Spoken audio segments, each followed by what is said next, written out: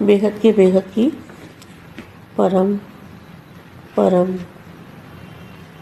परम महाशांति है, महाशांति है, महाशांति है। बेहद के विश्व कल्याणकारी, वायुमंडल को बदलने वाले दादाजी के ज्ञान पर निश्चय बुद्धि विजंती और दिल से दादाजी को प्यार करने वाले ऐसे विशेष आत्माओं को, जो दादाजी को दिल से प्यार करते हैं, ऐसी विशेष आत्माओं को, विश्व सेवाधारी आत्माओं को, विश्व सेवाधारी माँ का दिल से याद प्यार और नमस्ते। अब मैं बेहद के बच्चों को कुछ बताना चाहती हूँ।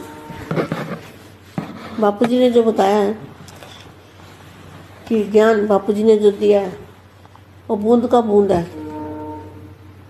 तो बापूजी के पास कितना ज्ञान है, बेहद से बेहद कितनी बार गिनते जाओ, इतना महासागर है, ज्ञान का महासागर।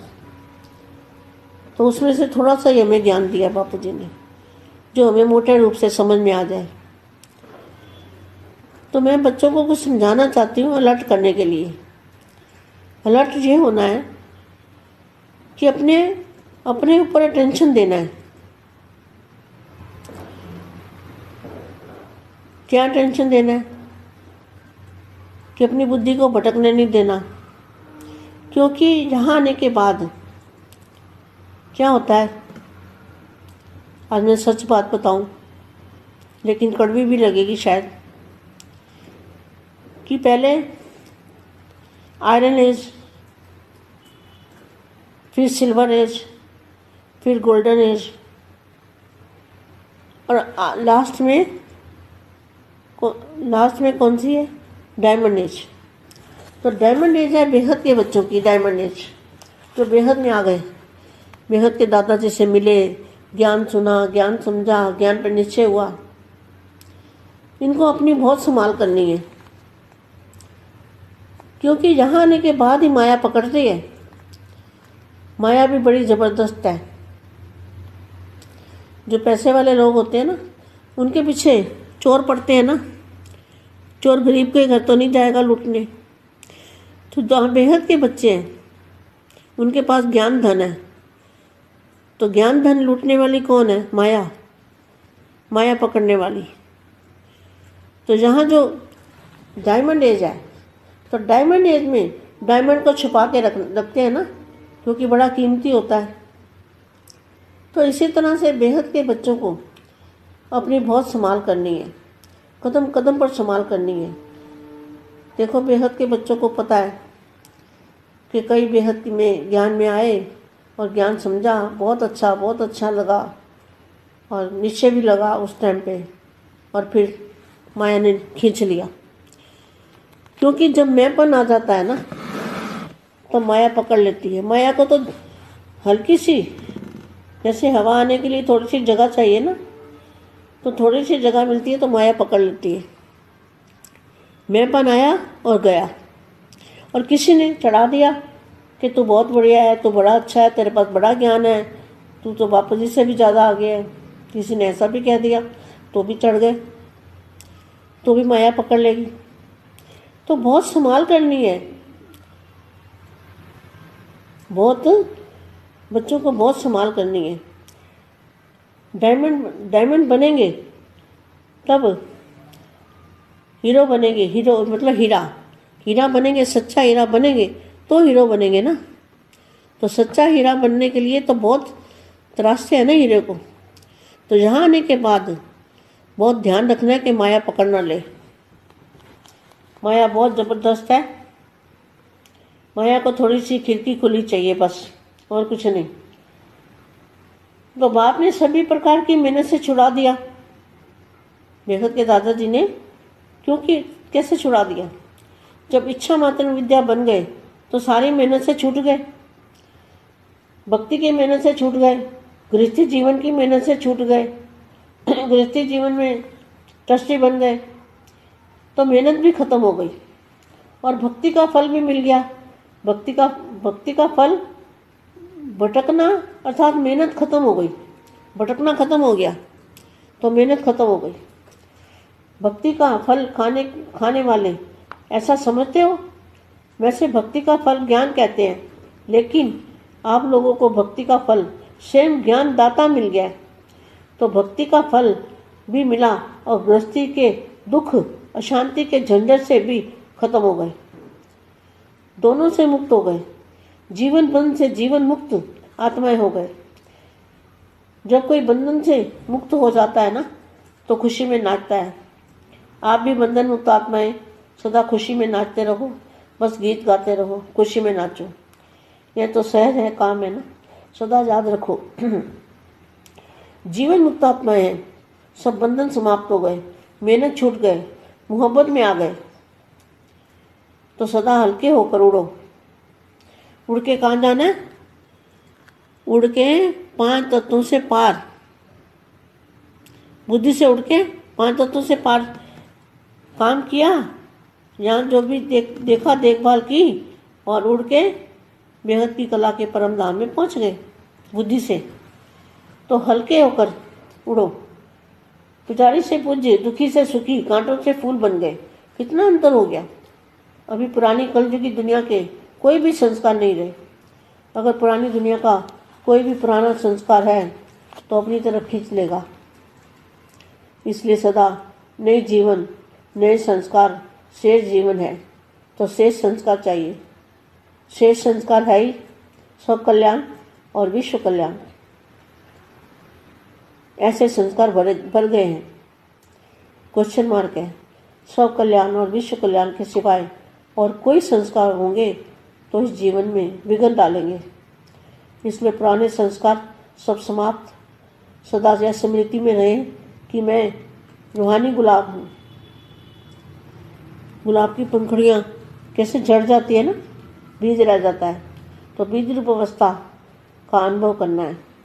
रूहानी गुलाब अर्थात सदा रूहानी खुशबू फैलाने वाले।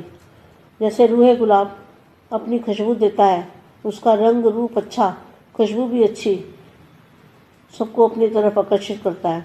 ऐसे आप भी बाप के बगीचे के रूहानी गुलाब हो। गुलाब सदा पूजा के अर्पण किया जाता है। रूहानी गुलाब भी बाप के रूहानी गुलाब भी बाप के आगे अर्पित होते हैं। यह अर्पण होना यह नहीं कि ये एक स्थान पर रहना है, कहाँ भी रहे लेकिन श्रीमत पर रहे, अपनापन जरा भी मिक्स ना हो। ऐसे अपने को भाग्यवान खुशबूदार रूहानी गुलाब समझते हो। सदा इसी स्मृति में रहो कि हम अल्लाह के बगीचे के रूहानी गुलाब हैं। यह नशा सदा रहे, नशे में सदा रहो और बाप के गुणों के गीत गाते रहो। बाप के गुणों के गीत गाने हैं, अपने गुणों के गीत नहीं गाने। किसके गीत गाने हैं? बाप के गुणों के गीत गाने हैं। इस ईश्वरी नशे में जो भी बोलेंगे उससे भाग्य बन जाएगा। बहुत बड़ा भाग्य बेगत के बच्चों ने बहुत बड़ा भाग्य कमा लिया। बस अपना ध्यान रखना है, अटल विश्वास रखना है, किसी के बहकावे में नहीं आना है। बस बेड़ा पार है, बेड़ा पार हो ही जाएगा, क्योंकि अंतिम समय में माया भी अपना वार करेगी। माया भी कम नहीं है ना, माया भी बड़ी शक्तिशाली है। परम शांति बच्चे। బేహద్ పరం మహాశాంతి, బేహద్ మా బేహద్ పిల్లలకు అహంకారం అనేది జ్ఞానంతో వస్తే మాయ పట్టుకుంటూ ఉంటుంది. మాయను వదిలించేటువంటి విధానం గురించి జాగ్రత్తగా అడుగడుగులో సంభాళించుకోండి అని మా చెప్తూ ఉన్నారు. దీనికి సంబంధించిన హిందీ వీడియో ఇప్పటి వరకు మీరు విన్నారు. దానికి తెలుగు అనువాదం. బేహద్కే బేహద్ పరం పరం పరం మహాశాంతి హై, మహాశాంతి హై, మహాశాంతి హై. బేహద్ విశ్వ కళ్యాణకారి వాయుమండలాన్ని మార్చేటువంటి ఆత్మలకు దాదాజీ యొక్క జ్ఞానం పైన నిశ్చయ బుద్ధి విజయంతిగా ఉండే పిల్లలకి, హృదయంలో దాదాజీ యొక్క ప్రేమను నింపుకునే పిల్లలకి, విశేషమైన ఆత్మలకు, దాదాజీ హృదయంలో ప్రేమను కలిగిన ఆత్మలకు, విశేష ఆత్మలకు, విశ్వసేవాదారి ఆత్మలకు, విశ్వసేవాదారి మా యొక్క హృదయపూర్వకమైన ప్రియస్మృతులు మరియు నమస్తే. నేను బేహద్దు పిల్లలకి కొద్దిగా బేహద్దు విషయం చెప్పదలుచుకున్నాను అంటున్నారు మా బాపూజీ. ఏదైతే చెప్తూ ఉన్నారో జ్ఞానము, అది బాపూజీ మరి పిల్లలందరికీ ఇచ్చేది కేవలం ఒక బిందువే. ఇంతవరకు చెప్పింది బాపూజీ సముద్రంలో ఒక బిందువు అన్నట్టు. బాపూజీ దగ్గర ఇంకెంత జ్ఞానం ఉన్నది. ఇంత మరి బిందు జ్ఞానం వినటంతో మరి అహంకారంలోకి రాకూడదు. బేహద్కే బేహద్, ఎన్నిసార్లు బేహద్కే బేహద్ బేహద్కే బేహద్ అని చెప్పినా కూడా తక్కువే అవుతుంది. అంత మహాసముద్రుడు ఆయన దగ్గర, అంత జ్ఞానం ఉన్నది. దీనిలో కొంచెమే మనం జ్ఞానం విన్నాము, ఆయన ఇచ్చారు, తెలుసుకున్నాము. మనము స్థూలంగా కూడా వీటిని అర్థం చేసుకుంటూ ఉన్నామా ఆలోచించాలి. నేను పిల్లలకి చెప్పేది అలర్ట్ చేస్తూ ఉన్న పిల్లల్ని. ఎందుకంటే కొద్దిగా తమ పైన తాము అటెన్షన్ పెట్టుకోవాలి. ఏమిటా అటెన్షను అంటే, ఒక్కోసారి జ్ఞానం యొక్క అహంకారం రావటంతో మాయ బుద్ధిని భ్రమింపచేస్తూ ఉంటుంది. ఇక్కడికి రావటంతో కొద్దిగా జ్ఞానం అర్థం అవ్వటంతో ఈరోజు మరి కఠినంగా ఉన్న నేను ముఖ్యమైన విషయం చెప్తున్నాను. ఫస్ట్ మనకు యావరేజ్గా ఉన్నటువంటి స్టేజీ, ఏ స్టేజీ ఉండేది? ఫస్ట్ సిల్వర్ స్టేజీ, తర్వాత గోల్డెన్ స్టేజీ, లాస్ట్లో స్టేజీ డైమండ్ స్టేజీ. బాపూజీ దగ్గరకు వచ్చేటప్పటికి సిల్వర్ స్టేజ్ ఉంటుంది. కొద్దిగా జ్ఞానం అర్థం చేసుకోవటంతో గోల్డెన్ స్టేజ్ వచ్చేస్తుంది. తర్వాత పూర్తిగా మీరు ఆత్మ హీరోలాగా అయిపోతే డైమండ్ స్టేజ్ అనేది వస్తూ ఉంటుంది. డైమండ్ ఏజ్ మనం ఇప్పుడు ఉన్నది. బేహద్ పిల్లలు డైమండ్ ఏజ్లో ఉన్నారు, బేహద్లోకి వస్తూ ఉన్నారు. బేహద్ దాదాజీ ద్వారా ఏదైతే జ్ఞానం లభించిందో దాన్ని అర్థం చేసుకోండి. జ్ఞానం పైన నిశ్చయం ఉండాలి. ఎప్పుడూ కూడా మళ్ళా జ్ఞానాన్ని సంభాళించుకుంటూ మిమ్మల్ని మీరు కూడా సంభాళించుకుంటూ ఉండాలి. ఎందుకంటే ఇక్కడికి రావటంతో కూడా మాయ పట్టుకుంటూ ఉంటుంది. మాయ ఎంత జబర్దస్తుగా ఉంటూ ఉంటుంది అంటే, డబ్బులున్న వాళ్ళకి మరి డబ్బుల యొక్క నష ఉంటూ ఉంటుందో, మరి వాళ్ళ వెనకాలే అందరూ తిరుగుతూ ఉంటూ ఉంటారో, అదేవిధంగా జ్ఞానం ఉన్న పిల్లల వెనకాల కూడా తిరుగుతూ ఉంటారు. జ్ఞానం అనేది ధనం కదా, పేదవాడి అంటే ఎవరూ తిరగరు. మరి జ్ఞాన ధనాన్ని దోచుకునేటువంటి వాళ్ళు ఎవరు అంటే మాయ. మరి మాయ పట్టుకుంటూ ఉంటుంది.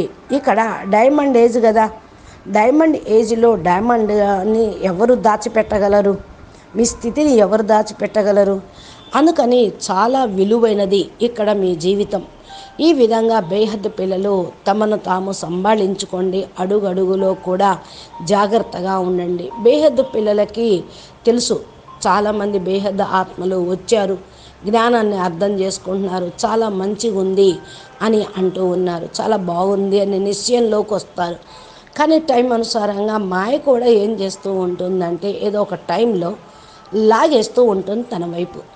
అప్పుడు నేను నాది అనేటువంటి అహంకారం వచ్చేస్తుంది. ఇదే మాయ పట్టుకోవటం అంటే. మాయ కూడా చాలా తేలికగా మిమ్మల్ని పట్టేసుకుంటూ ఉంటుంది. ఏ విధంగా గాలి వచ్చిందో తీసుకొని వెళ్ళిపోతుంది, అందరినీ ఎగరగొట్టేస్తుంది. అదేవిధంగా మాయ గాలి వస్తే ఏం చేస్తారు? పిల్లలు ఎగిరిపోతూ ఉంటారు. ఆ ప్రదేశం నుండి, ఆ స్థానం నుండి, జ్ఞానం నుండి మాయ పట్టుకుంది. ఎక్కడైతే నేను నాది అనేది వస్తుందో అక్కడ మాయ వచ్చినట్లు. అందుకే అంటారు, చెడేతో చెక్నాచూర్, గిరేతో చెక్నాచూర్, చెడేతో చాకుంటుక వైకుంఠక రస్, ఎక్కితే వైకుంఠ రసమే, పడిపోయారు చెక్నాచూర్ అయిపోతారు అని. మరి మిమ్మల్ని చాలా పైకి ఎత్తేస్తుంది మాయ, ఎత్తేసి కింద పడేస్తూ ఉంటుంది. అప్పుడు ఏంటి అంటే మాయ మాటలే మంచిగా అనిపిస్తూ ఉంటాయి. మరి నా దగ్గర చాలా జ్ఞానం ఉన్నది, నేను బాపూజీ కంటే కూడా ముందుకు వెళ్ళిపోయాను అని ఎవరన్నా అన్నారు అంటే అది తప్పకుండా అహంకారం ఎక్కినట్లే, మాయ పట్టుకున్నట్లే. చాలా జాగ్రత్తగా సంభాళించుకోండి. పిల్లలు చాలా జాగ్రత్తగా ఉండండి. డైమండ్ లాగా అయ్యేటప్పుడు వజ్రాన్ని మరి చాలా జాగ్రత్తగా చూసుకోవాల్సి వస్తూ ఉంటుంది. వజ్రంలాగా అవ్వాలి. స్వచ్ఛమైన వజ్రంలాగా అగుటకు మీరు ఎంతో పురుషార్థం చేశారు. ఆ స్థానాన్ని నిలుపుకోండి. మరి ఇక్కడికి రావటంతో ధ్యాస అనేది వహించండి. మాయ పట్టుకోకుండా బాపు చేయి పట్టుకోండి. ఎక్కడైతే బాపు ఉంటారో అక్కడ మాయ ఉండదు అంటే చెప్తారు, జహా బాపు హై వహా మాయ ఆ నై సక్తా. కానీ బాపుని మర్చిపోయి వదిలేసి బాపు కంటే నేనే గొప్ప, నా దగ్గరే జ్ఞానం ఉంది అనుకున్నారో బాపుని తీసి పక్కన పెడితే మాయ అక్కడికి వచ్చేస్తూ ఉంటుంది. బాస్ ఇంకేంటి అంటున్నారు. ఈ మాయ వచ్చేసింది, ఇక మీ దేనికి కొనగాకుండా అయిపోతూ ఉంటారు. బాపు అయితే అన్ని రకాల శ్రమ కష్టాల నుండి మిమ్మల్ని విముక్తి చేశారు. బేహద్ దాదాజీ ఎలా విముక్తి చేశారో మీరు ఎలా తయారయ్యారో ఒకసారి చూసుకోండి. ఎప్పుడైతే ఇచ్చా మాత్రం అవిద్యగా అయిపోయారో శ్రమ అంతా కూడా తొలగిపోతుంది. భక్తి కష్టము నుండి ఎప్పుడైతే విముక్తి పొందుతారో గృహస్థ జీవితంలో ఉంటూ కష్టం నుండి విముక్తి పొందండి. గృహస్థీ జీవితము అంటే ట్రస్టీ జీవితం. ఎప్పుడైతే మరి కష్టం సమాప్తమైందో భక్తి ఫలితం జ్ఞానం లభించింది, బాపు లభించారు, బటక్న భ్రమించటం కూడా ఆగిపోయింది.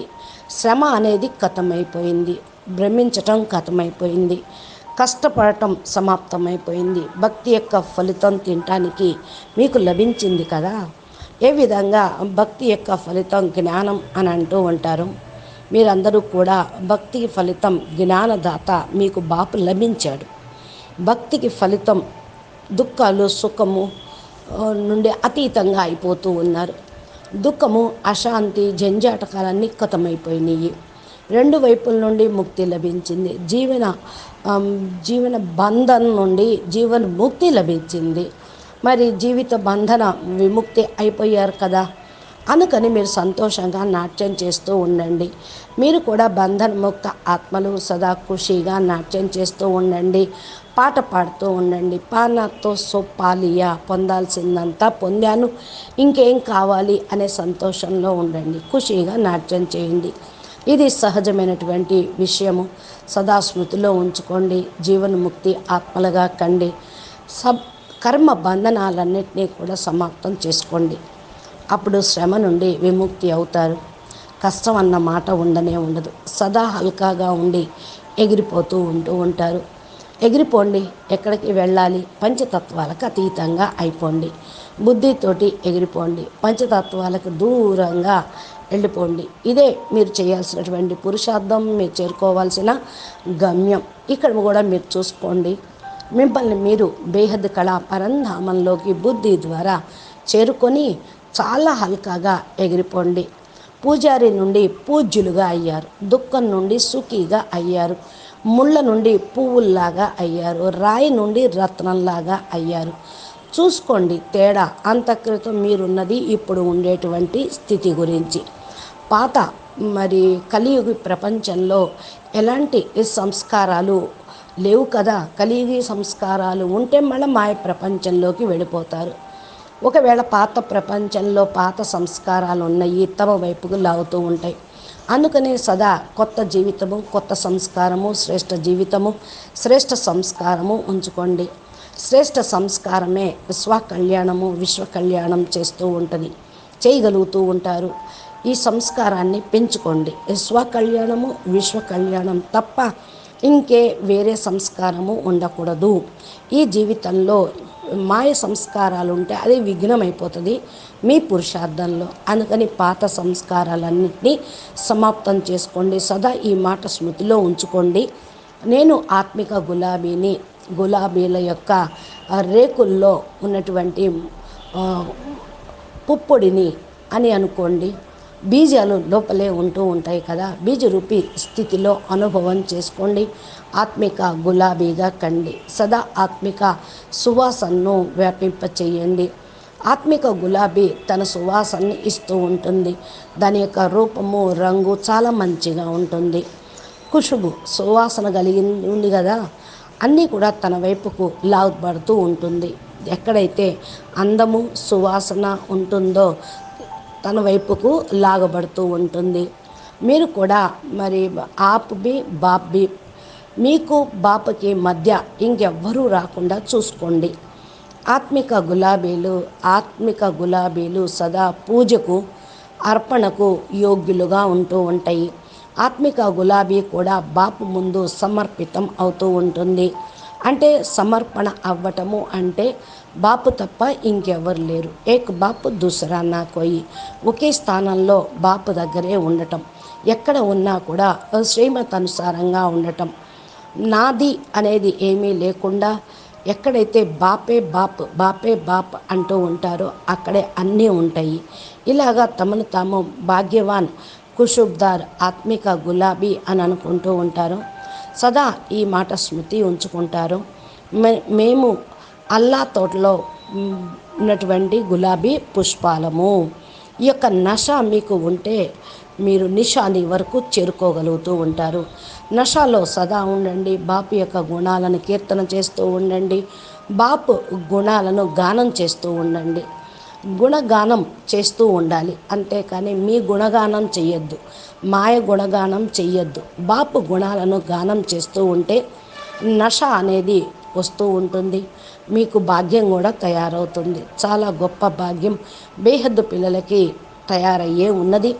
అది చాలా పనికొస్తూ ఉంటుంది. కాబట్టి మీ యొక్క ధ్యాస ఎప్పుడూ మరి ఆత్మస్వరూపం పైన, బాపు పైన ఉండాలి. అలర్ట్గా ఉండండి. తండ్రి పైన విశ్వాసం అనేది పెట్టుకోండి. ఎవరి యొక్క సాకులకు, ఎవరి మాటలకు ఆధీనం కావద్దు. ఎవరి మాటల ప్రభావంలోకి పోవద్దు. బాపుని పట్టుకుంటే మీ జీవిత నౌక తీరం చేరుతుంది. కాబట్టి అంతిమ సమయంలో మాయ కూడా తన యొక్క యుద్ధం చేస్తుంది. మాయం తక్కువదేం కాదు, మాయ కూడా చాలా శక్తిశాలి. కాబట్టి జాగ్రత్తగా ఉండండి బిడ్డలు అంటున్నారు. బేహద్కే బేహద్ పరం మహాశాంతి హై. నమస్తే, ధన్యవాదాలు. చెప్పినటువంటి అలర్ట్ అయ్యేటువంటి విషయాలను ధ్యాసలో పెట్టుకోండి. బాపు చెంతకు చేరాలి, బాపు ఉన్న మూల స్థానం దగ్గరికి చేరాలి అనే లక్ష్యం పెట్టుకోండి. బాపూజీ దశరథభాయ్ పటేల్ తెలుగు ఛానల్లో చెప్పే దివ్య సందేశాలు ప్లేలిస్ట్లో ఉన్నాయి. రోజు మీరు ఈ వీడియోలు వింటూ భగవంతుడిని పైన ప్రేమ, అహంకారాన్ని పోగొట్టుకొని నిస్వార్థంగా సేవ చేయటము, ఎన్నో మంచి దివ్య గుణాలతోటి దివ్య సందేశాలు ఇస్తూనే ఉన్నారు.